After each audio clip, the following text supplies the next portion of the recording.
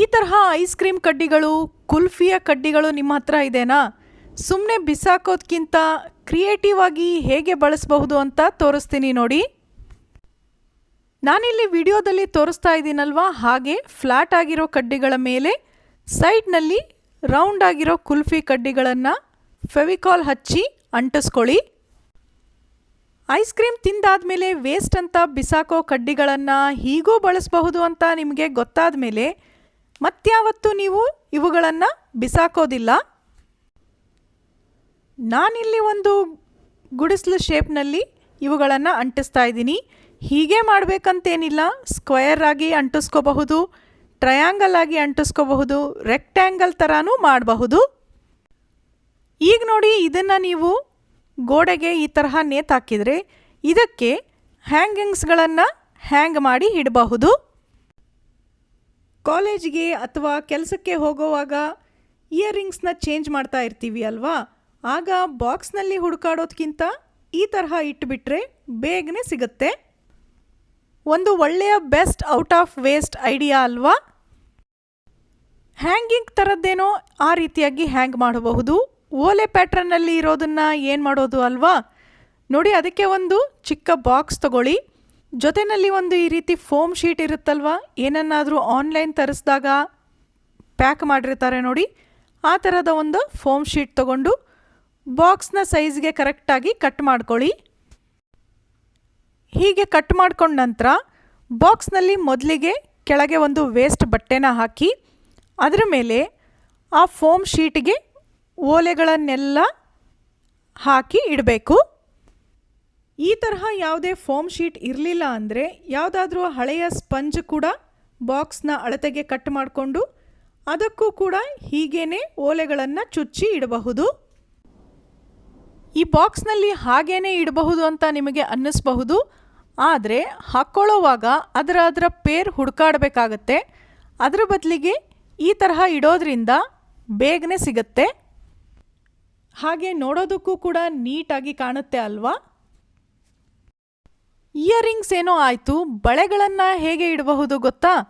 ಅದಕ್ಕೆ ನೋಡಿ, ಈ ರೀತಿ ಊದಿನ ಕಡ್ಡಿ ರೋಲ್ ಇರುತ್ತೆ ಅಲ್ವಾ, ಅದನ್ನು ತಗೊಳ್ಳಿ. ಅದಕ್ಕೆ ಯಾವುದಾದ್ರೂ ಕಲರ್ ಪೇಪರ್ ಅಥವಾ ಗಿಫ್ಟ್ ರ್ಯಾಪರ್ನ ಫೆವಿಕಾಲ್ನ ಸಹಾಯದಿಂದ ಅಂಟಿಸ್ಕೊಳ್ಳಿ. ವೇಸ್ಟ್ ಅಂತ ಬಿಸಾಕೋ ಎಷ್ಟೋ ವಸ್ತುಗಳಿಂದ ಮನೆಯಲ್ಲಿ ನಾವೇ ಆರ್ಗನೈಸರ್ಗಳನ್ನು ರೆಡಿ ಮಾಡ್ಕೋಬಹುದು ಗೊತ್ತಾ? ನೋಡಿ, ರೋಲ್ನಿಗೆ ಕಲರ್ ಪೇಪರ್ ಹಾಕಿದ ನಂತರ ಅದಕ್ಕೊಂದು ಬೇಸ್ನ ರೆಡಿ ಮಾಡ್ಕೋಬೇಕು. ಒಂದು ಕಾರ್ಡ್ಬೋರ್ಡ್ ಪೀಸ್ನ ರೌಂಡ್ ಆಗಿ ಕಟ್ ಮಾಡಿಕೊಂಡು ಅದರ ಮೇಲೆ ಊದಿನ ಕಡ್ಡಿ ರೋಲ್ ಇತ್ತಲ್ವ, ಅದನ್ನು ಫೆವಿಕಾಲ್ ಹಚ್ಚಿ ಅಂಟಿಸಿ. ಹೀಗೆ ಫೆವಿಕಾಲ್ನ ಸ್ವಲ್ಪ ಡ್ರೈ ಆಗೋದಕ್ಕೆ ಬಿಡಿ, ಇಲ್ಲ ಅಂದರೆ ಅದು ಬಿದ್ದುಬಿಡುತ್ತೆ.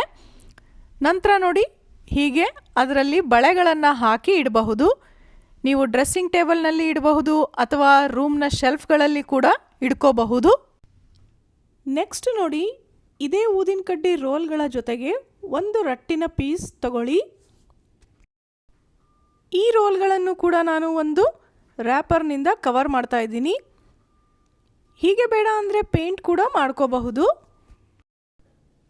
ನೋಡಿ, ನಾನಿಲ್ಲಿ ಎರಡೂ ರೋಲ್ಗಳಿಗೂ ರ್ಯಾಪರ್ನ ಅಂಟಿಸಿದ್ದೀನಿ. ಆ ನಂತರ ಈಗ ರಟ್ಟಿನ ಪೀಸನ್ನು ತಗೋಬೇಕು. ಇದರಲ್ಲಿ 5 ರಿಂದ 6 ಇಂಚಿನಷ್ಟು ಉದ್ದದ ರಟ್ಟಿನ ಪೀಸ್ ಸಾಕಾಗುತ್ತೆ. ಹಾಗಾಗಿ ಇಲ್ಲಿಗೆ ನಾನು ಕಟ್ ಮಾಡ್ಕೋತಾ ಇದ್ದೀನಿ ನೋಡಿ. ಫ್ರೆಂಡ್ಸ್, ಈ ತರಹದ ಬೆಸ್ಟ್ ಔಟ್ ಆಫ್ ವೇಸ್ಟ್ ವಿಡಿಯೋಗಳು ನಮ್ಮ ಚಾನಲ್ನಲ್ಲಿ ನಿಮಗೆ ತುಂಬಾ ಸಿಗುತ್ತೆ. ರೆಗ್ಯುಲರ್ನಾಗಿ ಚಾನಲ್ನ ಫಾಲೋ ಮಾಡಿ, ವಿಡಿಯೋಗಳನ್ನು ನೋಡಿ, ಲೈಕ್ ಮಾಡಿ, ಬೇರೆಯವ್ರ ಜೊತೆಗೆ ಶೇರ್ ಕೂಡ ಮಾಡಿ.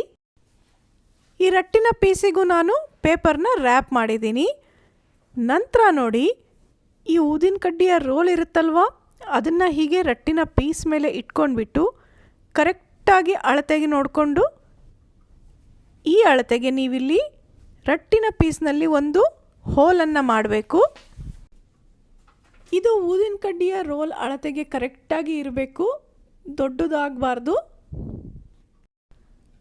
ನೋಡಿ, ಇಲ್ಲಿ ನಿಮಗೆ ಗೊತ್ತಾಗ್ತಾ ಇದೆ ಅಲ್ವಾ, ಆ ರೋಲ್ನ ಅಳತೆಗೆ ಕರೆಕ್ಟಾಗಿ ಮಾರ್ಕ್ ಮಾಡ್ಕೊಂಡಿದ್ದೀನಿ.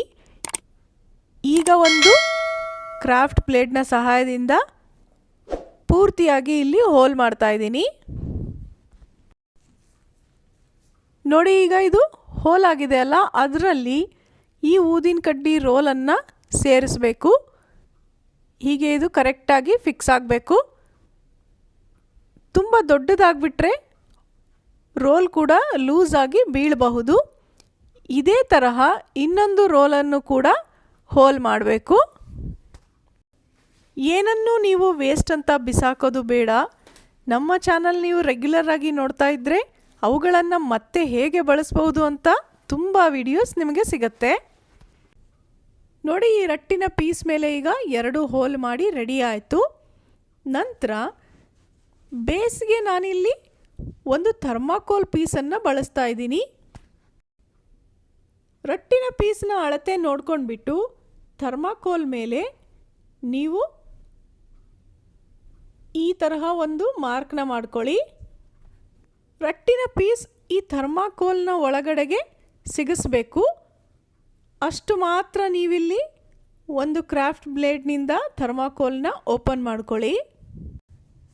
ಹೀಗೆ ನೋಡಿ ವಿಡಿಯೋದಲ್ಲಿ ನಿಮಗೆ ಗೊತ್ತಾಗ್ತಾ ಇದೆ. ಈ ತರಹ ರಟ್ಟಿನ ಪೀಸನ್ನು ಥರ್ಮಾಕೋಲ್ ಒಳಗೆ ಸಿಗಿಸ್ಕೋಬೇಕು. ಈ ತರಹ ಸಿಗಿಸೋದಕ್ಕೆ ಮುಂಚೆ ಇದ್ರ ಒಳಗಡೆಗೆ ಸ್ವಲ್ಪ ಗ್ಲೂ ಹಾಕಿದರೂ ಕೂಡ ಚೆನ್ನಾಗಿರುತ್ತೆ. ತುಂಬ ಸರಿಯಾಗಿ ಅಂಟ್ಕೊಳ್ಳುತ್ತೆ ಆವಾಗ. ಇಷ್ಟಾದ ಮೇಲೆ ನೋಡಿ ಈ ರಟ್ಟಿನ ಪೀಸ್ ಮಧ್ಯದಲ್ಲಿ ತೂತು ಮಾಡ್ಕೊಂಡಿದ್ವಿ ಅಲ್ವಾ, ಅಲ್ಲಿ ಈ ರೋಲ್ಗಳನ್ನು ನೀವು ಈ ತರಹ ಸಿಗಿಸ್ಕೋಬೇಕು. 2 ರೋಲ್ಗಳನ್ನು ಕರೆಕ್ಟಾಗಿ ಅದ್ರ ಒಳಗಡೆಗೆ ಸೇರಿಸಿ ಇಟ್ಕೋಬೇಕು. ಕರೆಕ್ಟಾಗಿ ರೋಲ್ನ ಮಧ್ಯಭಾಗಕ್ಕೆ ಫಿಕ್ಸ್ ಆಗಬೇಕು. ನೋಡಿ ಇದರಲ್ಲಿ ಈಗ ನೀವು ನಿಮ್ಮ ಬಳೆಗಳನ್ನು ಹಾಕಿ ಇಟ್ಕೋಬಹುದು. ಈ 2 ರೋಲ್ಗಳಲ್ಲಿ ಆ ಕಡೆ ಈ ಕಡೆ 2 ಕಡೆ ಬಳೆಗಳನ್ನು ಹಾಕಿ ನಾವು ಇಟ್ಕೋಬಹುದು. ಇದನ್ನು ನೋಡಿ ಡ್ರೆಸ್ಸಿಂಗ್ ಟೇಬಲ್ ಸೈಡ್ನಲ್ಲಿ ಕೂಡ ಇಡೋದಕ್ಕೆ ಚೆನ್ನಾಗಿರುತ್ತೆ, ಅಥವಾ ಶೆಲ್ಫ್ ಒಳಗಡೆ ಒಂದು ಸೈಡ್ನಲ್ಲಿ ಕೂಡ ಇಡಬಹುದು. ಗಾಜಿನ ಬಳೆಗಳನ್ನು ಹಾಕಿದರೆ ಸ್ವಲ್ಪ ಹುಷಾರಾಗಿ ಮೇಂಟೈನ್ ಮಾಡಬೇಕಾಗತ್ತೆ.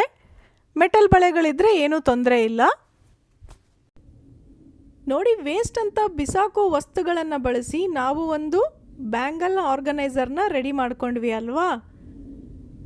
ಇದು ಡ್ರೆಸ್ಸಿಂಗ್ ಟೇಬಲ್ನಲ್ಲಿ ಇಡೋದಕ್ಕೆ ತುಂಬಾ ಚೆನ್ನಾಗಿ ಕಾಣುತ್ತೆ. ನೀವು ಖಂಡಿತ ಟ್ರೈ ಮಾಡಿ. ನಿಮಗೆಲ್ಲ ಈ ವಿಡಿಯೋ ಅಂತೂ ಇಷ್ಟ ಆಗೇ ಇರುತ್ತೆ ಅನ್ಕೋತೀನಿ. ಹಾಗಿದ್ರೆ ಲೈಕ್ ಮಾಡೋದನ್ನು ಮರಿಬೇಡಿ, ಬೇರೆಯವ್ರ ಜೊತೆಗೆ ಶೇರ್ ಕೂಡ ಮಾಡಿ. ನೀವಿನ್ನೂ ನಮ್ಮ ಚಾನಲ್ನ ಸಬ್ಸ್ಕ್ರೈಬ್ ಮಾಡಿರಲಿಲ್ಲ ಅಂದರೆ ಪ್ಲೀಸ್ ಈಗಲೇ ಸಬ್ಸ್ಕ್ರೈಬ್ ಮಾಡಿ.